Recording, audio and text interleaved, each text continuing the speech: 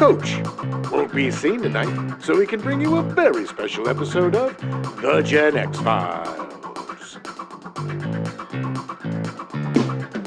Welcome to The Gen X Files. I'm Jim. I'm Adam. And today's show is another For the Stepdads. I am your stepdad. Yeah, that would have been. No, I am your stepfather. What? No. You married Anne Peru? Oh, she's got it going on. I will say, I talked to a lot of people over the last week, and everyone was really appreciative of the fact that we did Star Wars. They were super happy to hear our take on Star Wars. Really? Yeah. I didn't hear from anybody. Yeah, well, it's because you didn't leave the house, Jim. Except the cat. Well, I had a toothache. Yeah. Mouth situation that's really weird. Much like most stepdads and dads, I am just very tired. Yeah, it's been a time. It has been a time. Yeah, it's been a lot of medical things going on in our household as of late. Yes. I will say, on that note, just get this out of the way because it is a Gen X thing. Had my first colonoscopy a couple weeks ago. Oh my God, go get a colonoscopy, please. I did it. I did it for him in-house. It's a hobby of mine. They found 2 polyps, and thank God I got the note yesterday that they were not cancerous, Nice. so that's good. But do yourself a favor and go get that stuff checked out because you never know. I had a cousin who passed away very rapidly from stage 4 colon cancer. Especially if it's in your family. Don't mess around if that stuff is rife in your genes. Yeah, don't mess around. Just go do it. It wasn't that bad. I thought the prep was going to be bad. The whole, drinking the gallon thing and all that stuff. Yeah. I thought it was going to be worse, and it wasn't fun, but it wasn't like I felt like I was going to die or anything. There's a new way of doing it now. Yeah, that's the funny thing is that if I had better insurance, I would have the new way, but I don't. Yes, the poor people versus rich people insurance. Yeah, there's a thing called soup prep now that you can do. It's just one bottle, and you drink, half of it, which is, 6 ounces, but you just drink it straight. And then 4 hours later, do it again. It has the same results. Sure. But you're you're not chugging. having to drink 8 ounces every 10 minutes. Oh, gross. Yeah. Yeesh. Anyway, but the point is, I 100% am all about it. Do it because I feel so much better. Just my outlook on everything has been better. So. Nice. Yeah, and I need to get to a dentist. Yeah. I have Get that tooth taken care of. Broken tooth that I've had for years that I've ignored, and now it's coming to haunt me. It's coming to murder me. If I die, I'm going to have to write an email that triggers on my death. If I am dead, blame the tooth. It is the tooth. Yeah, it literally headlines, first person in 120 years to die from a tooth infection. And that's the tooth. The whole tooth and nothing but... Anyway, see, this is... I just figured... I'm part of the Gen X subreddit on Reddit, and a bunch of people have been talking about colonoscopies and medical stuff, and they're very supportive, so it was one of those things that it was kind of like, you know what? You need to hear it. You need to do it. Yeah. Not just you, but audience. Sure. But just, I probably need one. If you're listening to this, according to our stats, you're in the Gen X, so take care of yourself. Exactly. Even if you're not, even if you're younger, just, if you have that predilection, maybe, in your late 30s, start looking into it. checks. And even if you don't, when you hit I think the recommended age now is 50, either 45 or 50. But if you haven't, just do it, because then if you're clean and there's no family history, you only have to do it every 10 years. Yeah. And it's I think it's 45 if you've got a predilection in your family, and I think it's 50 if you're, if it's not. But still, But listen to your body at the end of the day. Take care of yourself. Listen to your body. Listen to your body. So anyway, but the nice part about it is that because of the colonoscopy prep, I read half of the Star Wars book that day. It was called From a Certain Point of View. It was really fun. Yeah, it's been really fun to go over all the Star Wars stuff. Yeah, and it's gotten me kind of... I'm ready to do a rewatch of something. I don't know. I haven't picked it yet. No, yeah. But one of Clone Wars or Rebels or something. It's so funny. I still haven't finished Clone Wars. I've gotten 2 seasons into it, and I love Tartakovsky, the creator, the original. I don't know if he was involved in the longer one, but he's amazing. And I just, for whatever reason, I think a lot of I just don't like Anakin. Well, the thing is both Anakin and Ahsoka get better. Yeah, the show definitely hits its stride around the 3rd, 4th, 5th season. And it gets a good rhythm, and it gets a lot more... The stories get a lot more deep and a lot more important. Yeah. I mean, there's still fun like adventure stuff, but Right. it's not like, hey Snips, hey, and I forget what she Not called kids. him. Yeah, still kid stuff. I think a lot of it too is my own. I still am so mad about episode 1 and how that all went down, and it's been like what 25 years, I know. and it tainted like how I felt about everything in that era. Hello there, Grumpy Gus. Yeah, I know. Ooh, what can we do to change your mind? I did like the original Tartakovsky, and they're not bad. I Well, just then hit lost Rebels. interest. Then maybe Yeah, hit Rebels because what that's I- more yeah. around the time of the Jedi. Yeah, Return of the Jedi. the original series. I agree, and I definitely want to do Rebels because I think Rebels looks really fun. Yeah, they're all good. I'm thinking about watching the movies again, the other movies, Yeah, the yeah. prequels and the sequels. I don't know about the sequels, but I kind of want to give them another chance because Yeah. I love Star Wars, and I don't want to dislike these movies, and I did not want to dislike these movies. I didn't have a Yeah. grudge, even though I wasn't a part of these movies, which was sad. Right, and I was right. a part of the others, but a very teeny tiny little slivy part, but still, for a guy like me, Somebody ghost directed. yeah, that's why it's still not. That's why I'm not in the DGA because I did too much ghost directing on episode 3. No, but even my tiny little part of being an ILM, and I always thought of myself, and it's totally goofy, but I always kind of thought of myself as Lucas's Han Solo because I was like the guy, doing all the Kessel runs. You were the smuggler. Yeah, I would hand deliver negative. Right, I'd fly right. it from LA to, I'd do all this stuff, and it was really fun. And, so it was weird seeing a Star Wars property that I wasn't clued into or that I didn't. You hadn't seen before it came out, Right, or seen part- yeah. or Well, you'd yeah. seen pieces. Yeah, Well, I mean, yes, like a couple of weeks before the premiere, we got to see it. But months before, you'd be sitting in and they'd be doing special effects, Sure. and you'd be like, "Oh yeah, hey, that's that one scene." Okay. Yeah. Guys would, it was great. It was really fun. And then, it was a really fun company to have a kind of behind the scenes a peek at. And in the beginnings, it was really fun because, you get to go on all the sets of all the movies they were working Yeah. on. Like, I remember Congo, man. The temple set in Congo was on this stage, and they had built a rainforest, and it was freaking humid. It was Oh, a wow. rainforest, Wow. man. It was so impressive. And this was pre 9/11, so you could go. I had a pass to get on every lot. Yeah, So I, yeah. even when I wasn't working, I could just drive on park. And then, during lunch hour, you just sneak onto sets and see what was going Oh, on. yeah, I yeah. would sneak on the Men in Black sets, sneak onto whatever sets. And you just play around, and it was just a giant football-sized Oh, yeah, playground. yeah.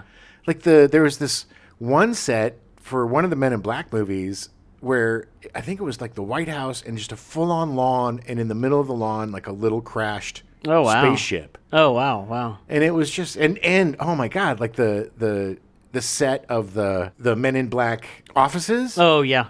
was just yeah. so crazy. Huge, yeah, Oh my yeah. god, it was just a different time. It's really funny because I worked on the Warner Brothers lot for a long time, and there was one point where I accidentally wandered onto the Solaris set. Oh, nice. It was a spaceship I walked on, and I was like, "This is cool." And then I realized that they were shooting, and I was Yeah. like, "Oh, okay." But that was when it was fun, and that was a wide speed bump. But Well, just one more thing. During I think it was Ocean's 13, they on the Warner Brothers lot they built the facade of one of the casinos. Oh. And they spent 6 weeks building that, and then they closed off like half the lot because it was huge. It cost them like $4 million to do. It was literally in the movie for like 12 seconds. that's how it goes. And it was just like, wow. And then they tore it down, and it was like, okay. yeah. I mean, that's where you get $300 million in your budgets. Yeah. But like I was saying, I wasn't bitter like F Star Wars Right, now. right. I still loved Star Wars, and I was still excited. And Yeah, and finding out that the original cast was coming back, totally excited. Oh, yeah. Because it didn't seem like they were going to. I mean, for the longest time, it was, yeah. But what didn't excite me is we never really saw any of the cast together. We never saw No, Han and you're right, Luke yeah. together and Leia together. I mean, how do you do that? I mean, how do yeah, you yeah. You're making a fan service beat by beat remake of Episode 4, Right, to right. like give every fan the fangasm, but you don't put in the money shot. I know. Which Agreed, all it could have been was just them sitting around having dinner or drinks or just something where they could joke around about like the old times or something. And that's what this trilogy was missing. Yes, was agreed. that fun camaraderie. They tried to have it with the new cast, but they kept like they never trusted themselves. Right. They were like, oh well, we can't have Poe and Finn, so we're gonna have Finn and Rose, and then Right. now Rose is gone, and so what are we gonna do with Finn? And now it's just Kylo and whatever, and it didn't have that feeling of a group of friends that become family defeating the universe. It just felt like a bunch of kind of disparate rebels who sort of knew each other, work friends that kind of did their I thing. haven't seen you in a while. Right. It's like, oh yeah, okay. And just like dumb stuff, like after Han dies, Leia doesn't hug Chewie. Yeah. No, yeah. The two of she goes to Finn or who I don't even know who Daisy. I don't remember who she hugs, but it's like your best buddy. It's just like this shows me that the guys that put these films together didn't really understand the magic of the original Star Wars. It's not laser swords and laser guns and planets and aliens and lip service. Yeah. It's the relationships, and it's the good versus evil. Right. It's a very simple formula, and if you F it up, this is what you get.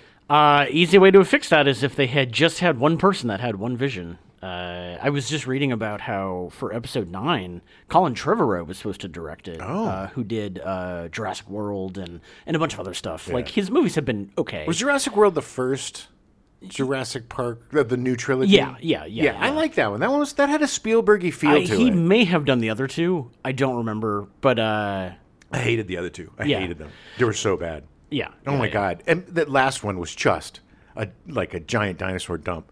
I could be wrong. I don't remember off the top of my head. But he was supposed to be doing it. He had a writing partner. They were writing. They went through like 9 drafts, and then they just decided they didn't like it, and they fired him, and they hired J.J. Abrams to come back. And J.J. Abrams, they literally rewrote the script from the ground up in less than 2 months. Which is garbage. And I'm a fan of J.J. Abrams. And J.J. Abrams should know better because he's an acolyte of Spielberg and Lucas. That is his, Yeah. No other director has so many lens flares, and they are Spielbergian lens flares. That MFer true. is like, oof, I'd like to be the lens flare guy.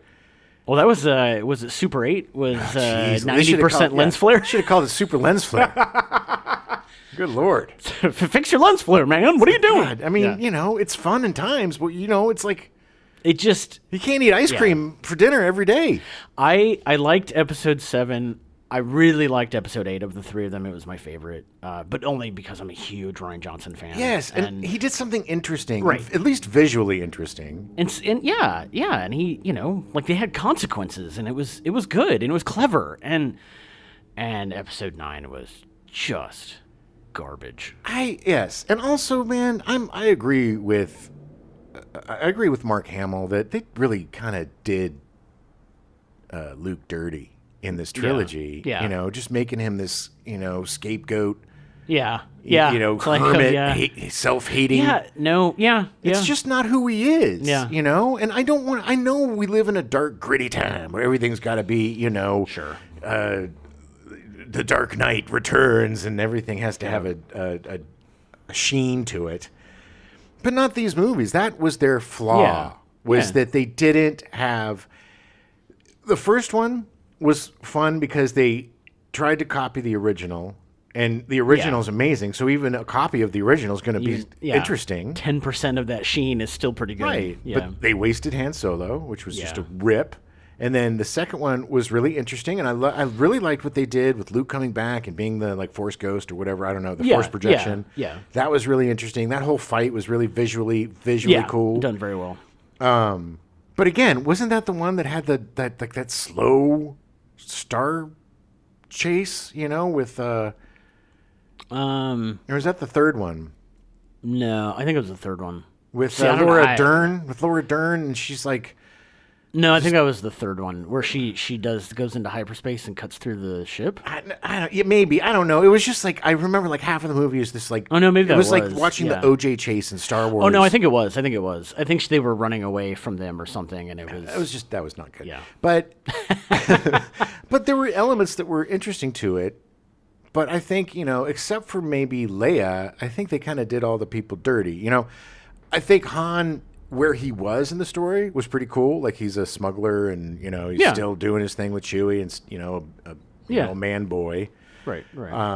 But it's like, we one thing I really am getting tired of is once we get a happy ending, like we did with the original trilogy, why do you got to mess it all up? Is that so lazy? Do we always have to just destroy the families and destroy everything? It's such a lazy trope. It's lazy writing because it's the same as like the sequel where the two friends come together in the first movie, and the sequel they got to find some reason to break them apart again. This is why the third season of Picard was brilliant, because it did what Star Wars didn't, which was bring the whole gang back together in such a cool way. Yeah. So we had them as them, right? And working together and overcoming, look, they hadn't seen each other for 20 years, so they had to overcome crap.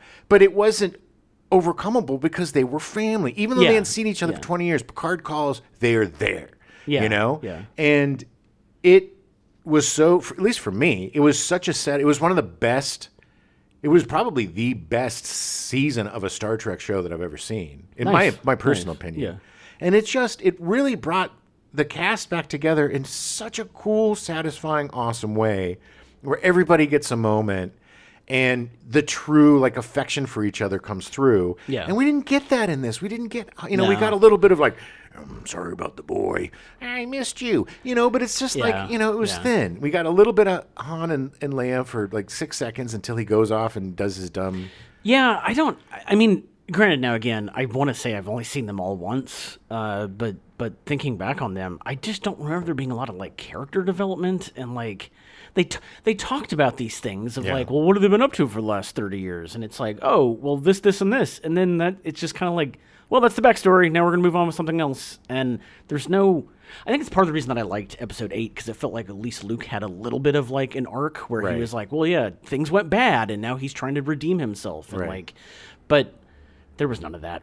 There was no arc with Han Solo. There was no real arc with Leia either. I mean, she was still doing the same thing she was doing when Return of the Jedi ended. Yeah, but she did a really cool Mary Poppins, spacewalk. Yeah, it's just embarrassing. It's sad, and it just saddens me as a fan. So I wanted to love these movies. Every time they came out, I wasn't looking to hate, man. Sure. Any of these movies, all the Indiana Jones movies. I love these things. Why would I want a bad version of it? That doesn't make any sense to me. So, I did everything I could to like it. Yeah. And I still try to find things to like in these movies. I thought Boyega was great, man. Yeah. But just so underserved. It was, well, exactly. He had a good setup for a character. It's like, well, okay, well, there's not clones anymore. They're stormtroopers. Right. Who are they? And it's like, this is a good way to introduce that and have them come in and be like, yeah, they're people. And like, not all of them want to do this. Right. And then it was kind of squandered. Yeah. And they just didn't know what to do with it. There was too many disparate characters. Yeah. You need, I mean, what works so well is the interconnectivity of the characters in Star Wars. And I know this wasn't probably at the onset, but how Luke, Leia, and Darth Vader are family. Yeah. And that's destiny. That makes sense. It makes sense that all of these forces, especially with the Force, all of these forces coming together to balance the universe, it all has a mystical relevance and, something. It makes sense, right? Sure. But they didn't have that kind of cohesion in this. There was just a bunch of disparate characters who kind of came together and then went apart, and then came together and then went apart, and then... there wasn't enough for me. Somehow Palpatine came back. They fly But now. anyway, sorry, I didn't mean to interrupt. No, honestly, though, but that's the thing. It's just like, and then they talk about dopey dialogue. It's just, it did a disservice to the actors and the characters, and it just seemed like a lazy money grab. Yeah. Without any real forethought. I don't want to believe that's what it was, but all the evidence is definitely pointing that direction. Yeah. And tell us if we're wrong. I mean, honestly, I'm sure that there's a lot of people that this trilogy is their favorite trilogy. Yeah. Yeah. And let me know why. I'd love to know why, because, I want to learn to like it.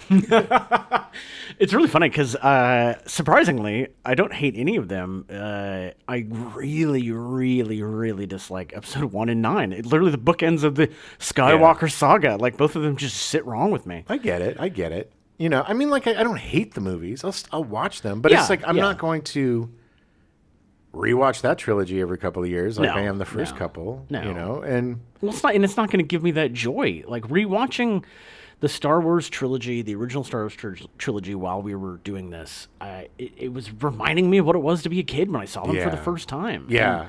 And I just don't feel like the new series, or even for that fact, episode 1, 2, and 3, do that for me. Yeah. And, it's like, Yeah, well, it's also, you're never going to get that magic of the first trilogy. no. You never. No. Because it was, like we've been talking all month, it was just a complete anomaly. Yeah. Everything aligned just perfectly because they weren't family at the beginning. No. At all. And it was just like, oh, yeah, let's do this. And it was like, does it work? Yeah. Okay.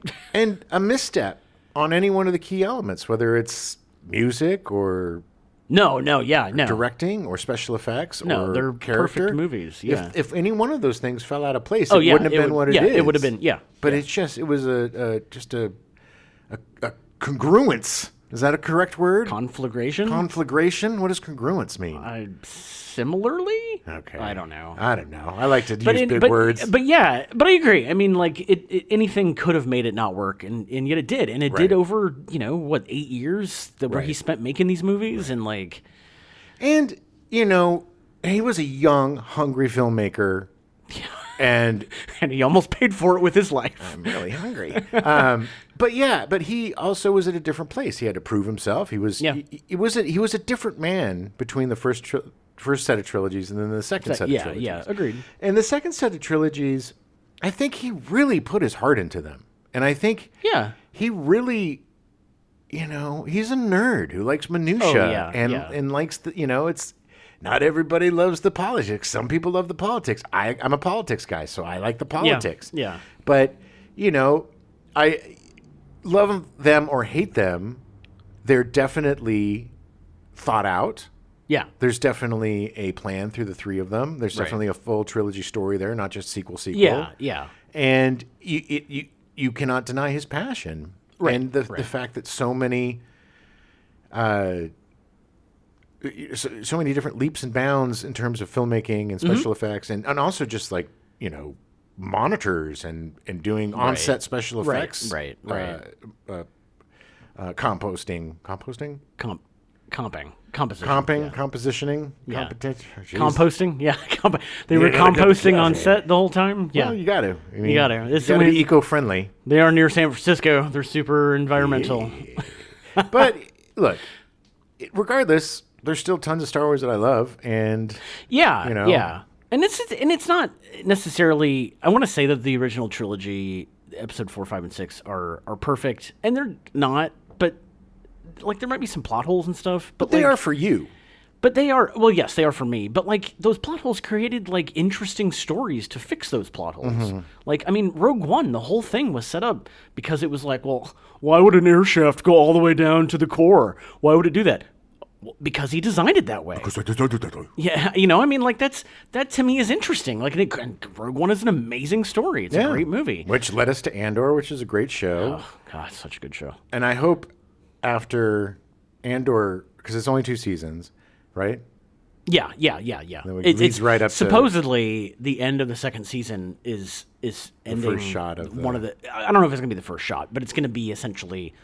Now they step into the movie. Cool. But I hope Stellan Skarsgård's character Yeah. lives on and is in something else because he's just badass. Oh, he's so good in the I show. think we're going to find out that he's like a Jedi. I think so. I mean, it's going to be, the second season's going to be so good. It's just, it's the most adult Star Wars show, but in the most 70s adult way, if that makes sense. Yeah. Like, it's not adult Yeah. like, oh, there's boobies and there's... No. It's just very mature. Yes. Like, the story is very serious and important. Yeah. It's like there's... It's got gravity to it. Yeah, But it's gravitas. And it's not...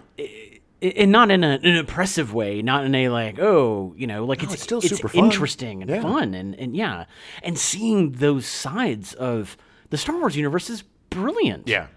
Yeah, it's definitely worth your time if you haven't Highly seen recommend it. And they need to finish with the strike and they need to pay the writers the money because they've stopped production on Andor season 2 and I'm very upset about it. Yeah. Yes, they do need to stop. I love how the CEO of the new CEO of Warner Brothers. That Warner Brothers Discovery. yes, that everybody just loves. He's just making friends left and right.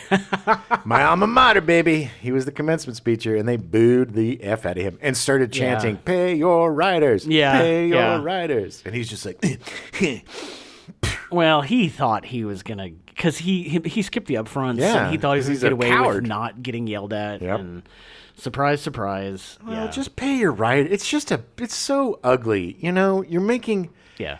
Let's compare the salaries of these guys that are making hundreds and hundreds of millions of dollars, and you give up not your salary, but just your bonus for 1 year, and that pretty much pays for. If every CEO gave up 15% of their bonus for 1 year, that would pay for the entire writer strike. Yeah. Yeah. But they're a bunch of greedy Fs. Yeah, they are. They are. And It's they, sad. Let's figure out how to get ChatGPT to write our horrible shows. One story I do want to talk about from a certain point of view, that book that came out a few years ago. It was on the 40th anniversary of episode 4 when it came out. But Will Wheaton from Star Trek wrote one of the stories. It was about the guy when they're flying. I think it's when they're first flying into the Endor, the first like in episode 4, the first like foresty planet, whatever it is. I don't remember what it is. It's either the rebel. The rebel base. Alderaan? And there's, No, not Alderaan. it's Boys not went up. Alderaan. But there's like a big tall like tower and a dude at the top of it. He's and got it's like the radar detector. Yeah, and you're like, how the hell did you get up there? That's way up there. That's weird. Well, the story that Will Wheaton wrote was about that guy. And one of the ships that flies off has his daughter on it. Oh. Because he's like, oh, well, you know, his whole family was here. His wife got killed. Oh, no. She was a rebel too, and she got killed. They knew going into it, and everybody was like, "Oh, it's a good thing. Like, you got to send your daughter off because they knew that the Empire was coming, and who knows what's going to happen." Yeah. And he sends his daughter to Alderaan. It was like 3 pages, and at the end, I'm just weeping. I'm just like, "Oh my god!" Oh, Will Wheaton and your clinical depression. Will Wheaton has issues with his folks. Well, I love Will Wheaton. I mean, which rightfully so, because they were awful human yeah. beings. Awful human beings. Oh my God, he showed up in. Yeah. It's weird because in Star Trek Generations, Yeah. I don't know if you remember, but he like went off to Was be. it in Generations? I thought it was in. It wasn't during the next. Oh, was it? Yeah, in, no, the show. Oh, in the show. It's Sorry. Next Generation. Sorry, I think Not it was the at movie. the end of the show. He went becomes a Q essentially, like a time guy. Time Lord. Yeah. he started Doctor Who, But yeah. he pops back in like the last episode of the second. Spoiler alerts. Oh, but yeah. he pops back in to recruit another character. Oh, nice. To the thing. Don't spoil anything. I gotta watch won't. it still. But yeah, and Moo Baby in the third. Whew, Beverly Crusher's got a lot of kitty issues going on, man. Oh, there's such good stuff. I really want you to watch it because I want to. Yeah. I need to. They're all badass too, and Michael Dorn just looks awesome with his gray goatee and his buff body. I mean, he just looks amazing. He's awesome, Geordi yeah. with his cool bionic They've eyes. all aged very well. Yeah, I mean, all of them. They're all in their 70s probably. At least their 60s. if not their Patrick Stewart's in 70s. his 80s. Patrick Stewart was older than all of them. Yes. He looks great. He has his shirt off a couple of times. I want to say, yeah. I mean, I don't know specifically, but they've definitely got to at least be in their 60s. Oh, yeah, I more mean- than that, because I mean, I was a teenager when Anyway. it started in this. It started in the 80s, and they were in their 87. 30s. Yeah, it was an 87. Ran for 9 seasons? 7 seasons? I don't Like that. remember. 11 seasons. 11 A million seasons? I don't seasons? know. 1.5 million seasons? Plus I- these seasons. Does this count? Does the season I 3 mean, count? Should technically, count. yeah. I mean, it should be. You could probably use it as an epilogue season. Definitely have to hit the screen crush on those because there are so many. Oh, yeah. Easter eggs. And Yeah. I'm not super well versed on the Star Trek universe. Yeah, same. Like I like Star Trek a lot. I'm a fan, but I'm not I am a Star Wars. I don't. Yeah, I didn't. I never picked apart Star Trek. At least Next Generation. I never really picked. It's the only one I really watched. I never really picked it apart when I was watching it. I like the series. Yeah. Go on. Just a I- bunch of Kirk effing aliens and fighting aliens. I missed the boat on that one, unfortunately. Well, we got them. I know. It's one of those, it's like Highlander for me. I didn't see it at the right age, and now it just looks fake and bad. Well, and we're gonna do an origi Star Trek show, so you're I gonna have to know, watch I a few know. epis. I will. But we'll get you some good ones, like the one Mirror's Edge or whatever when they have the goatees. Oh yeah, the first time the evil ones. Yeah, that started the whole trope of the evil twins with the goatees. Yeah. So what else have you been watching? Anything? Any other TVs? Let's see. I've been watching a lot of Dateline. Oh God, with Ooh. what's his name? Keith Morrison. Keith Morrison. Ooh, yeah. There was something coming down the road, and that was murder. That pesky DNA. Oh, that pesky DNA. Oh, it's so great. Keith Morrison is the best. And if you're a fan of Bill Hader, Oh yeah. look up on YouTube when he meets Keith Morrison, because that's his His- superhero. It's so funny. You want to see him geek out like you've never seen. You want to see him act like you would approaching Yes, Bill Hader? yeah. then my definitely God. watch. Oh my God, it's you. He's oh like, my God. I can't. He literally says, "I can't look you in the eye." Look at you. Have you seen the impersonation? What do you think? Speaking I thought of it was pretty good. Bill Hader, Barry's been very, very good. Yeah, interesting. Spoiler alert, we're going Yeah, to talk about the... You have exactly 2 seconds to pause it and then go watch up to Barry. Up to now. Boop. Yeah, the time jump is weird, but it's cool. So many people I talked to were like, "Are they going to stay in that? Are they going to stay in that?" And even past like now through the second episode of this jumping forward, whatever, both Phoebe and I are like, I'm still not convinced this is real. Like I think it is. I think it is. I think There's enough stuff that happens that I'm like. Although the depiction of oh God, what's her name? The wife now, the mother of his kid. Yeah, Goldberg. Or that's the actress's name. Yeah, Um, but she was great in the last episode, and the whole like that scary, creepy as hell dude in black just showing up at the house Oh, and man. like someone running into their house with a car. Like I don't think any of that actually happened. I don't know. I don't think any of that happened. Okay. Because she at one point he follows her in, and he shuts the door, and she turns around, and he's gone. There was no way he could have jumped through the door. I don't know. We'll find out But tonight. what I think is that it was a depiction of her going crazy, and like it was a great depiction of like her losing her mind. Well, she definitely Yeah. made some bad choices. It was such good performance by her. Poor man. kid too. Yeah, it's God, that kid. such a great show. Anyway, I think it's a good that it's ending. I think it's a good. no, it's definitely they picked the right time, and but again, this goes back to they kind of had a plan, and they were like, well, we know necessarily they didn't say it's gonna be 4 seasons, but they were like, well, here's how we're gonna do this. They had a story to tell, and you can't. It's like Dexter. There's only so long that you can keep that story going Yeah, until it becomes implausible. and that is when John Lithgow ends. Then the show should end. Ooh, the Trinity Killer. No, I'm just kidding. Dexter is Phoebe's favorite show. I love Dexter, and the reboot thing was really fun. I haven't watched it yet. It was good. Yeah. What else? I watched. What's funny is Law and Order SVU Yeah. had this whole 2-week crossover event with Law and Order. New VU. GVB? I don't know. It's the new one with Chris Maloney. It's the okay. the mob one, which because it's mob, it didn't really goose my interest because I'm not a big mob guy unless it's like Scorsese doing it. Right. I just think the mob thing's been done to death.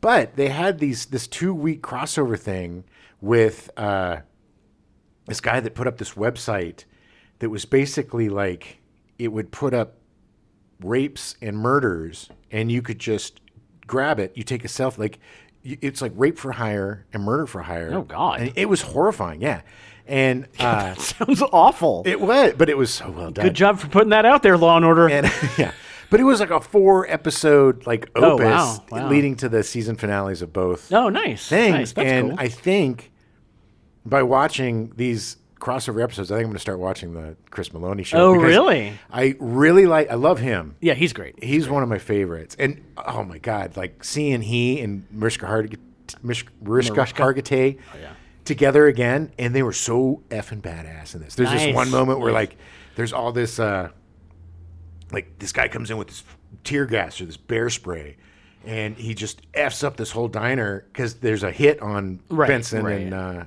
and Maloney. Yeah. And he's takes his shotgun out. He's like, chook, chook. And Maloney's got his gun out. He's like, I can't see. And she's like, I can. And pushes his hand. He's like, boom. right between his eyes. And it was just like, yeah. It was like, because they've been apart for so long, Right. So I could hear the screams of all of us SVU weirdos when that was happening. But that was so good. And so I think I'm going to have to watch it. Nice. Also, they have this actress that plays the computer, Yeah. tech. Yeah. She's really awesome. And there's this actor that I know I've seen him before, and it's driving me nuts. I'm going to have to end up looking it up. Yeah. But he's really good. Anyway, so that So was the great. new Law and Order, whatever it's called. Law and Order, like something unit. So like Sure. behavioral bad Mob unit. something. Yeah. But organized crime unit maybe. Oh, actually, or- that actually might something like that sounds right. It's so weird is they all have their different like dum dum dum dum dum. Oh, yeah? dum. Like some will be in like low registers. Oh, like, just a dum, little- ding, yeah. Ding dong dong. Ding dong dong dong. So that I got into that, and Mrs. Davis, I'm behind on that. I am too. I think I'm 1 or 2 episodes behind on that. And there's something else I started watching. Oh, I don't know the name of it, and I apologize, but it's this new Apple show with Patricia Arquette. Oh yeah. Yeah, and Matt Dillon, and it's produced by Ben Stiller and directed by Jay Roach. Nice. It's called like the North or something. Anyway, it's kind of like it's another one of these throwback shows. It's kind of like a 70s Like a private eye kind of Yeah. thing. Yeah, with Rosanna Arquette, who's just, again, brilliant. yeah, she's I'm awesome. loving everything she's been doing Yeah. from the what was that prison movie? Escape from Danmore. Escape from Danmore. Escape at Danmore. or Yeah, something yeah, like that. which she was friggin' brilliant in, and then Severance, which she was friggin'. She's like, she is Ben Stiller's muse. Yeah. At this yeah. point, Yeah, actually, she's great. she is so good, Makes and sense. it's so cool to see. I love when great actors have a resurgence. Yeah, and yeah, come yeah, back yeah. and just like, you thought I was gone, MFers? Oh no. Time for Act 3. Let's do it. Yeah. So I saw the first episode. I watched part of the second episode, which I didn't like as much as the first. But I will keep going on it because the cast is super strong. And, Yeah. Jay Roach is great and Ben Stiller. You watched the entirety of the new Rick and Morty. I did. Season 6. So did I. Had some great episodes. Mm-hmm. I really don't know where the show's going. Well, I don't know if they're doing more of them or not. I think I they think are. they are, yeah. I don't know. I know that there was like all that stuff with Justin Roiland. Which all came up to a big nothing burger. Right. Which, does that mean he gets to come back? I don't know. I haven't heard any news. He still had credits on this show, and obviously he was in the show. Well, I thought this happened after the 6th season. Yeah, I think it was after he did all his recording and all the writing and stuff was done. But he didn't get any writing credit for any of the show. Really? So I don't know if he actually did or not. But it was good, and I it was interesting because I like when shows have that like, hey, we're doing a subtle B story, and you don't realize like this is going to affect the entire season. Yeah. And it definitely comes around to something where you're like, oh, Yeah, they do a great job of overarching storytelling in a Yeah. very subtle way. Yeah. And bringing stuff back from previous seasons. And, Yeah. Oh, yeah. It's a great binge watch show. it is definitely one of those that I wish I had watched some kind of like Easter egg video after everyone because Oh, I knew yeah. there was stuff I didn't understand and stuff I missed. Yeah, no, I really enjoyed that. Very layered, yeah. Yeah. And I can't think of any other shows. I've been trying to catch up on Jeopardy. I finally have access to Jeopardy again, so I'm about 30 episodes behind. I'm trying to catch up on that, Nice. which I love. I forgot how much I enjoy watching Jeopardy. Dateline is my Jeopardy, I think. Yeah. I like to try to guess who the murderer is. And it's usually the person who's not being interviewed. And it's all It's like, so the mother's not being interviewed. why, she must be in jail. The best is when they're interviewing them, and it is the person. Right, And you're like, right. what? And then you pull the trigger. Did watch the new Dungeons and Dragons, which is on Paramount Plus right now. I like that a lot. I had a really good time watching it. It was fun. Michelle Rodriguez was super fun. She was all the leads were fantastic. The Doric, the like druid girl that shifted into all the different animals. Yeah, she's was from It. phenomenal. Oh, that was her. Yeah. I knew I'd seen her from somewhere and I Yeah. couldn't remember, but I was like, man, she is so good. Yeah, yesterday I watched The It's. Nice. I watched It Chapter 1 That's and Chapter 2. a family sitcom about Pennywise. The It's. We all float down here. And then it's so funny. I watched both chapters, and then I was like, well, all right. And on the recommendations was the miniseries. So I'm like, well, what the F? I got a couple minutes till work. So I watched about an hour of that one. Nice. And I'll probably finish that. It's so good. I love the original miniseries. I have such an affection for 80s Stephen King ABC miniseries. They're not very good. No. And there's such watered down versions of Stephen King stories. Yeah. But there's just, I looked forward to them every year. It was like The Stand and Tommyknockers and they did the Langoliers. Langoliers, yeah. Which was great because it was one of those. I was like, how in the hell are they gonna? It was one of the first ones I read before the miniseries came out, and I did not understand how they were going to do that. I just it was great. Oh God! And last year I rewatched Storm of the Century. Oh yeah, which he wrote specifically as a miniseries. It had one of his only. I think it's his only original TV Golden series. Years. Golden Years. Right. But Storm of the Century was great. Storm of the Century, yeah. And so I just love those cheesy Stephen King miniseries, and it's so funny to see all of our favorite sitcom stars in a Stephen King, because it's John Ritter, and it's Venus Flytrap from Venus Flytrap from W.K. Princess, Tim Reed, I think his name. Tim Reed, yeah. And oh God, what's his name? Richard Mazur. Richard Mazur. Mazur from One Day at a Time. And so it's just like Harry Stone. Isn't he in that from? Is he? Yeah, from Night Court. I could have swore he was in that. Oh, does he play? Yes, you're right. He's super young. I haven't got to him yet. Yeah. Because he plays Richie, right? I think so. As the dad, yeah. And little baby Green. What's his name from Robot Chicken? Oh, Seth Green. Seth Green, yeah. little Seth Green, who's so good in that. That was another one where I saw that kid. I'm like, that kid is going to be going someplace. He's got the chaps. But I really enjoyed It Chapter 1 a lot more than I enjoyed It Chapter 2. I enjoyed It Chapter 2, but I will have to say, I don't think that the casting of Bill, older Bill, was my favorite. He was just a little bit much, a little bit extra. Who I don't remember who played James him. McAvoy. Oh yeah, okay. Yeah. And he's just talk like this all the time. Yeah. And it's just like, oh, we're going to get you, Pennywise. We're going to get the clown. And it was like, all right, dude, calm down.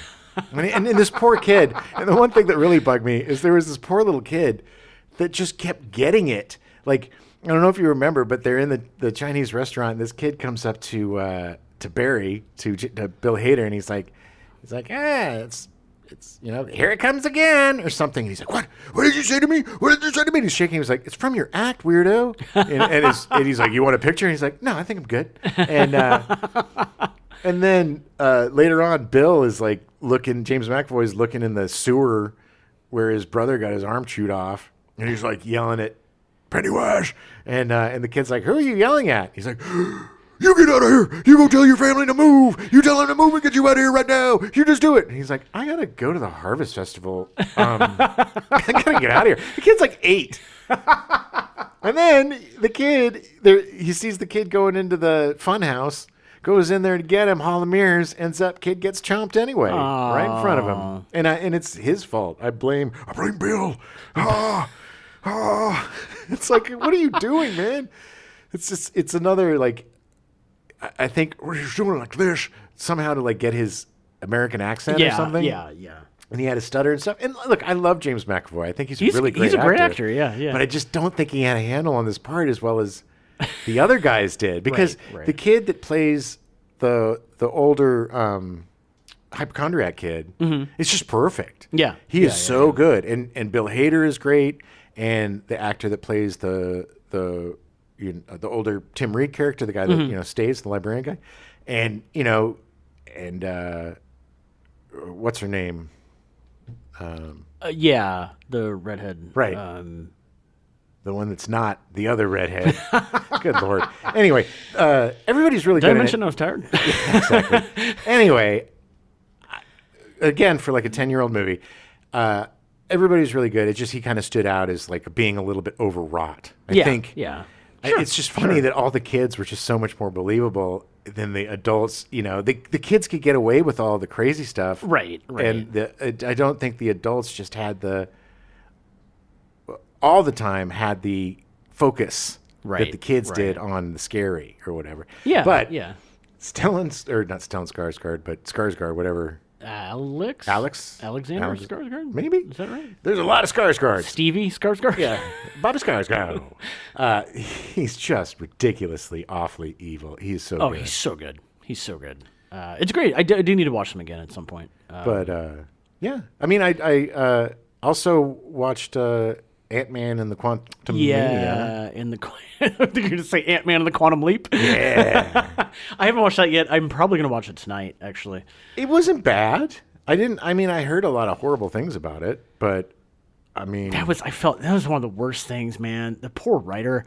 Like, it came out and people were like, "Who wrote this crap? It's terrible." And he tweeted out, he was like, "People told me they liked the script." Oh no! Poor like, guy. what? He's like, "What?" It wasn't horrible. It's just it didn't have the charm of the first two, really. Yeah. It had a different kind of charm, and I see what they were going for. But the thing about the first two Ant-Man movies for me was the whole heist aspect and the buddies. You needed Michael Pena. You got to have the crew. I always forget that guy's name. He played the polka dot guy in Suicide Squad. He's got such an odd name. He's a great actor. Oh, yeah. I know I'm not going to. He's in everything, but he was one of the guys. He's a great actor. One of the Ant-Man crew. Right. And this was just like, I'm not a huge fan of the Kang the Conqueror character. Yeah. And yeah, and it's just like the whole. Yeah. It's like the whole movie just takes place in this microscopic quantum. Yeah. And why are there all these different creatures there? And okay. So, and again, I haven't seen the movie, and the only stuff I've seen with Kang so far was Loki, which by the way, new season comes out in like October. Oh yeah.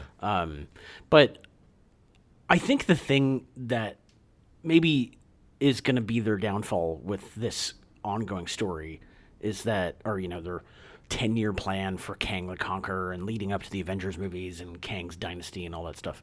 I think the issue is that in the comics, his story is so convoluted. Oh, yeah. And it's literally to the point where anybody could be Kang. Well, they also retconned a bunch of old stuff to make it Kang when it wasn't Kang. But it's just to the point where it's like you can't do twists because literally anything could be a twist. Well, yes, and it's not as interesting. And also, I hate to bring it up, they may have some problems. Yeah. With, they can just recast him and say, "This is Kang." Yeah, that's true. I hope that stuff isn't true because I really like Jonathan Majors, but I don't know enough to say one way or another, and it seems like it's being problematic. It's just so sad to me. These great actors, young actors, and I know. it's just, they throw it all away. Dude, go to therapy. Get a handle on your shit. I'm curious to see, I'm mostly curious to see Ant-Man, not because of it being an Ant-Man movie. Right. I'm curious to see how it fits in with what else they're doing. And not well. Honestly, that's the thing. It's like, I'm not excited for this phase at all. Yeah. Like, I don't really know what's going on, and I really don't care. Like, the movie with Kumail Nanjiani, The Eternals, I couldn't give it less of an S, Neither did anybody else. Thor 2, missed the mark. the new Thor? Or Thor Love and Thunder, Thor Yeah. 4. And I love the Thor It's like movies. Thor 2. Technically, Thor 2 is kind of that. It's like, it's like, it's like Taika Waititi was actively trying to piss off everybody, and or just didn't give a he was just taunting people into just not caring. Yeah. But it's, so it's, again, it's going to be difficult to recapture the magic of the first phase, with all of the Avengers stuff. Sure. and we're going to get new people and whatever. But Well, and that's the thing is that the Disney Plus shows are doing a good job. That I'm really excited about Yes. the Marvels. The Marvels Yes. looks really good. yes, 100%. I'm excied to see Guardians of the Galaxy Volume 3. I'm sure that's going to be brilliant. I love the Guardians movies. Yeah, I would like to see that soon too. And I love all the Marvels, all the TV shows, Ms. Marvel, She-Hulk, everything except for Moon Knight, Well, and that's the thing is that I'm excited about the Marvels because it looks like a good movie, whereas I'm not just like, hey, I have to watch this because it's Marvel, and Right. I mean that's the stuff that eventually I'm going to watch on Disney Plus when it comes out, and like whatever. Yeah. Okay, but Well, like, I don't think Kang, if he's the big bad, has the same thing going on as like Thanos. Thanos had, like he was, to me, Thanos was almost a sympathetic character. yeah. Because he was doing what he was doing for the right reasons. It wasn't like an evil. Right. He didn't want to destroy. He just felt it was practical to save all of the. He was trying to save the universe. Yeah, and in the most practical, dispassionate way possible. But it was clear. It was clear what he wanted to do. But Kang is all about revenge. Yeah. And that's what it is now. And especially with like the two different post-credit sequences that they have, it's just like, okay, it's just Kang all the time now. And they basically just put themselves in, it's like, we got a million Kangs coming down the pike, you know. Jonathan Majors, get yourself in the makeup chair. But we'll see. I mean, hopefully they'll bring it out and, but like the Guardians of the Galaxy, it's not really part of the thing. It's its own thing. Yeah. And they're wrapping up their story in this Yeah. one. This is the end of them as that group. As the group, as these characters, Right. as Guardians. I'm sure there'll be more Guardians movies. Sure. But And there'll be new Guardians, which is yeah. cool. Yeah, I like that. I mean, I wish they could go back. I still have a soft spot for the original Guardians, which have never. Well, they were kind of depicted in the last movie in the video game. with the. Well, in the video game. Well, no, even that they weren't the original costumes. Kind Really? of. No, not really. The original, the ones from the '60s, like the the ones that go way back. But I got way into that. Whatever, like when they did the resurgence in the early '90s, like I got way into the original Guardians of the Galaxy. Oh, nice. But I don't think that they'll ever do that. I mean, Who knows? It all depends. I'm kind of thinking that, it's going to switch now. I think there's going to be a seismic shift with Marvel going down and DC going up because I think there's a lot of exhaustion, I guess, fatigue. Sure, with fatigue, Marvel fatigue a little Yeah, bit. yeah. They're kind of oversaturating. I think as with Star Wars, having Dave Filoni and John John Favreau, fans who love Yeah. the product, shepherding it. I think having James Gunn, who loves comic books and Right, loves DC, right. shepherding it, Right. is going to give it more fun Yeah, and cohesion. And and he's Yeah. a great storyteller. I hope so. I really hope so. And he does action, comedy, Yeah. and emotion really well. Yes. In the superhero, he understands an emotional story. He knows how to tell a story with good characters, and he knows the importance of character. Right. That's why Guardians is a lot more like Star Wars than Yeah. the Yeah. Star Wars trilogy, the most recent Right, one. right, Because right, it's yeah. like a group of family that, disparate people that come together and Right. form this unbreakable bond and saves the universe. You playing any games? Actually, it's funny is there's this game called Deliver Us the Moon. Ooh. The reason I found it was again the Game Ranks guys. Yeah, shout out to Game Ranks for stealing all our money. Sony should pay them. So many, and the stuff has been. It's always on sale, which is great. But It does add up. there's a sequel to Deliver Us the Moon called Deliver Us Mars, which, not to spoil anything, but it's pretty apparent early on in Deliver Us the Moon what happens, because you're essentially going up to the moon to figure out why everyone is gone. Oh, that sounds cool. It's set in the future, and the Earth is dying, and they figured out that they could harvest helium-3 from the moon, and so and then there was a blackout, and they didn't hear from anybody. And then it's 5 years later, and the Earth is dying, and they're like, we got to figure this out. And you're the guy that goes up and tries to figure it all out. And it's very realistic. Some of it's first person, some of it's third person, but you're in a suit the whole time. If you go out, you have 3 minutes of air, and you got to figure out how to get through stuff. And So it's like a mystery? Yeah, it's like a mystery kind of thriller thing, but there's some like action elements to it. How much is it? Right now, I think it's less than $7. So it should still be on sale as of right now. Yeah.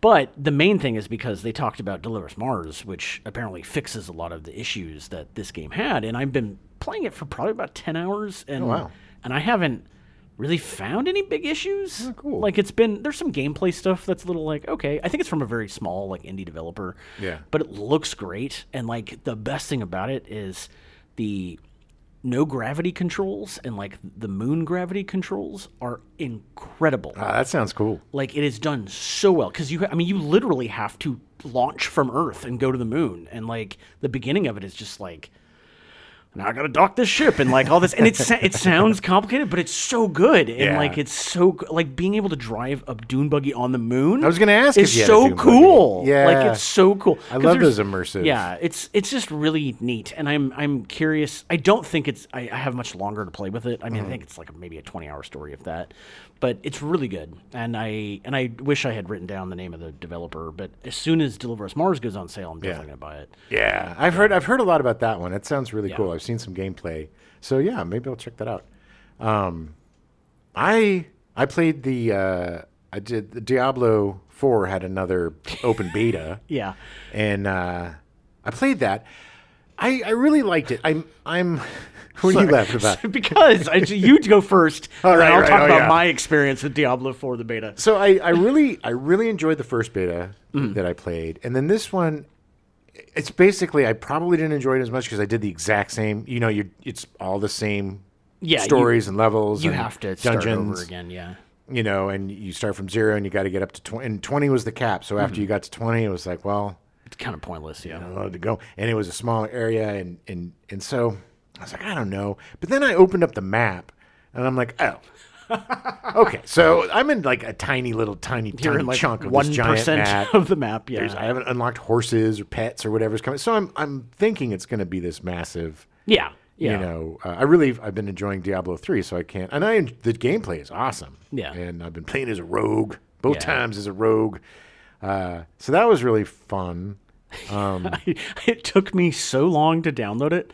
And then, because Jim told me on Thursday night, he was like, hey, they're doing new beta, start downloading it now. And of course, because the game's like 89 gigs or something. I'm like, all right. My internet back in the back of headquarters is not great. So it's like, it takes a while. Finally, granted, it was done, but I had other stuff to do. And so Sunday morning, I finally was able to jump in and play. And I got to play for maybe like 30 minutes. And then they just ended the beta early. They ended it. Just ended it. It's the last one. They went on till Monday. It went till like Monday And morning. This one was like Sunday at noon. Nope, we're done. we're You're done. done. And I was looking forward because I had not. The one thing I have not done is played with a friend. Like I've played randomly because it's kind of like an MMO, whereas people are running around. But you know, if I can help somebody, there's like things you can join. Right. Like events. Yeah. And I did do there's these great world events where these giant bosses, where like 20 people were all fighting this boss, and you have a certain amount of time. And it was hard. We didn't do it. We didn't do it at all. But it was super fun, you know? Yeah. And even I kind of felt like a badass, you know, because I was getting in there and doing a lot of damage. Yeah. And it was just, I think it's going to be a good game. I'm looking, I'll wait for the reviews. I don't do any pre-orders anymore. No. And I usually will end up waiting, unless it's something I'm really excited about. I'll usually not pay full price. Yeah. But that's why it's like... Even the little bit I played, I definitely get it. Like, it was super fun. Yeah. And I was able to get through enough of the story that it was like, oh, okay, I see what they're doing. It's got great cutscenes and really good production value. It looks amazing. God, it looks so good. I want to I've heard Jedi Survivor's great. Yeah. Really want to play that. I've been playing because of the whole space thing, you know, watching Star Wars. I need some space games. So I've been replaying Andromeda. Yeah, the Mass Effect. Mass Effect Andromeda, which everybody hates. But you know what? It's like Xanax. It's this very, it's a very mellow-paced game. It's very low-key, kind of. Yeah, It's just got this vibe to it that's just kind of like watching a bad movie that's not horrible. Like you're enjoying it. You don't want to change the channel, but Right. it's like, I I'll could see what's going to be happen. doing something else. Sure, but let's see what happens. And, and I'll get, but it's also the game where you're just like, it just seems like there's just too much to do. Too many people to talk to and so you'll give it up for a little while, then you'll go back but we tried playing the Ascent again, which is a great top-down. It had some issues. I don't know what was going on with that, man. There was an update that it did not. It might have been the server issue too. Yeah. But it's really too bad because that game is amazing. Yeah, it is so much fun, and just that little bit of playing it, I was like, I know. We gotta play more. There's some good games coming out that I'm looking forward to this summer. I'm looking forward to Final Fantasy 16. 16, yeah. And then Diablo 4. With all the stuff I've been seeing of 16, I've been itching to kind of jump into 15, which I've never played yet. It's fun. You gave to me a couple years for Christmas, and I still haven't played it yet. I think you can also. I also got it for free from PlayStation. It'll happen. You stay long enough. Well, I'll probably play the disc, to be honest, because it'll be a little easier. Although, granted, it's still gonna have to download it anyway. Yeah, but it's a fun game. The thing I like the most about that game is the cooking. Like the meals look so realistic and good. Weird. Yeah, there's this whole thing where like one of the guys is a cook and you go camping and wow. You have this cool car that can turn into a boat and turn into like a plane eventually. I watched you play a little bit of it and it was interesting. And the fighting is fast paced and cool. It's got kind of a Devil May Cry feel. Which so I'll probably hate it. Oh man. I was watching some video about, action games and oh man, I just remembered how much I love the Devil May Cry games. Like those were my jam. Yeah, strangely enough. It's like weird. The games that I loved like a couple of generations ago would totally surprise you because there was a lot of racing games and a lot of like action games and sports games. Sports games. You used to play a lot of sports games. Played a lot of soccer.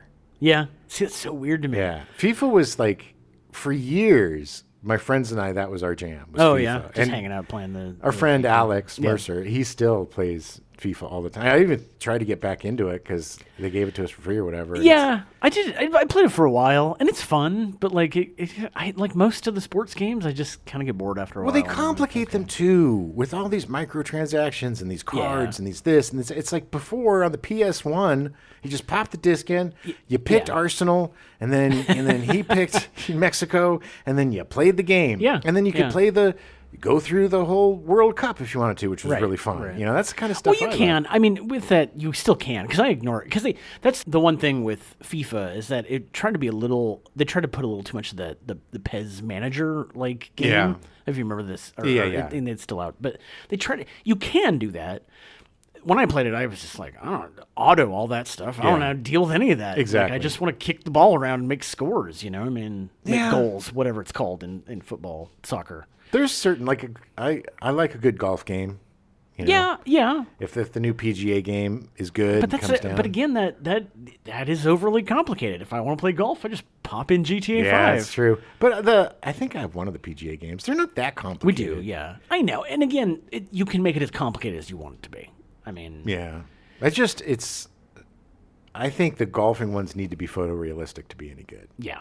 Yeah. Because what's the point then? Yeah. Otherwise, just play GTA 5 because it's like at least it's like okay. But yeah, so yeah, we'll see. I'm excited. They supposedly there's going to be some more. I mean, for me, college sports games were my thing. And they've been non-existent for the last 10 years, 12 years. Yeah, so it's licensing issues. But now they're coming back. So let's see how that goes. Well, hopefully they won't overcomplicate it. I think that the restrictions of the older generations is kind of what made the games good. I know. Because you couldn't overcomplicate them. Yeah. And I get it. I'm not a sports fan. I like playing sports or sports games, but I don't watch sports. So I'm not like, I want to coach and tweak everything. And, right, exactly. And do all the drills and figure out, all the wind sprints. Yeah. I just want to friggin' play a game. But every year on the Super Bowl, I don't watch the Super Bowl anymore. But I will play Madden, and I'll put the two teams against each other, and I will see who wins in my Super Bowl. Nice. All right. Well, I don't. I'm excited about the upcoming month. Oh yeah. Got to go along with our random medical issues we've been having. Yeah. We're gonna have some June Doom Part 2. June Doom Part 2, the sequel. incredible. Yeah, we've got coming up the funniest movie, the Oh my God, funniest it TV is. movie ever made, The Day After. Yeah, it actually won the Golden Globe for Best Comedy 3 years in a row. Yeah. Because it actually is 3 years long. Oh my God. No, it's not. It's not. It's it's Day great. After is it's not a fun movie. It'll be fun to talk about it. Yes, though. no, definitely, because it's also the nostalgia quotes of living under the threat of nuclear annihilation all the Yeah, time. it was and fun. this really this put a nice visual to my nightmares. It was like it really put clarification on people's nightmares. This movie, it's like, oh, okay, so this is what we always kind of knew what it was going to be like, but now we're pretty sure. Oh, it's worse. And then they're like, no, this is just mild compared to what Yeah. really happens. This It's is like a tenth of it. Yeah. But after that, after Yeah. your vegetables, then we're going to have Soylent Green and media and ended up with, he's still playing the game. Whoa, games. It's gonna be good. I'm excited about June. Would you like to play a game, Adam? Yes. I mean, no. Too late. We're playing cornhole. Oh, okay. That's my favorite. I have no arms. Oh, bad choice. I'm going to destroy the world. Oh, at least we got a blooper. Are you ready? Bloopity doop. One big long bloopy doop. Here we go. You ready? The shit I took this morning was a big long gross. bloopy doop. All right. Yeah, let's do it. You ready? Yep. We now return you to your regularly scheduled programming, The Partridge Family, already in progress.